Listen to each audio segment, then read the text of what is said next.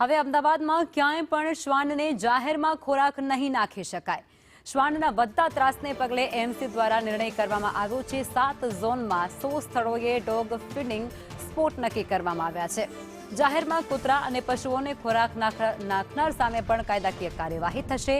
CNCD વિભાગે dog feeding સ્થળોની યાદી પણ જાહેર કરી છે. અમદાવાદની અંદર હવે શ્વાનને જાહેરમાં ખોરાક નહીં નાખી શકાય.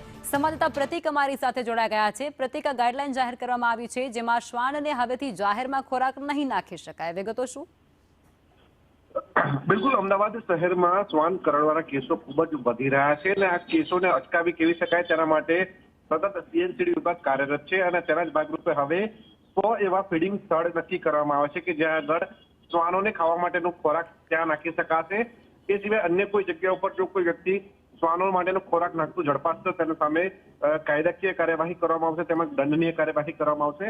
આ માટે એએમસીના સીએનસીડી વિભાગ દ્વારા શહેરના 7 ઝોનમાં આ પ્રકારના 100 જેટલા સ્થળો બનાવવામાં આવે છે કે જેને ઓફિશિયલી ફીડિંગ ઝોન તરીકે જાહેર કરવામાં આવ્યા છે અને આ 100 સ્થળનું લિસ્ટ છે તે જાહેર કરવામાં આવ્યું છે, જેના થકી શહેરીજનો છે તે શ્વાનો માટે જો ખાવાનું નાખવાનું ઈચ્છતા હોય તો આવા સ્થળો ઉપર જ નાખી શકશે. કારણ કે અવારનવાર અન્ય જગ્યા ઉપર જ્યારે ખોરાક નાખવામાં આવતો હોય છે ત્યારે તે જગ્યા ઉપર કૂતરા કરડવાના કેસો વધી જતા હોય છે અને આ જ કારણથી આવા કેસોને રોકવા માટે આવા 100 જેટલા ફીડિંગ સ્થળો છે તે જાહેર કરવામાં આવે છે, જેનાથી શહેરમાં શ્વાન કરડવાના કેસોની સંખ્યા ઘટાડી શકાશે.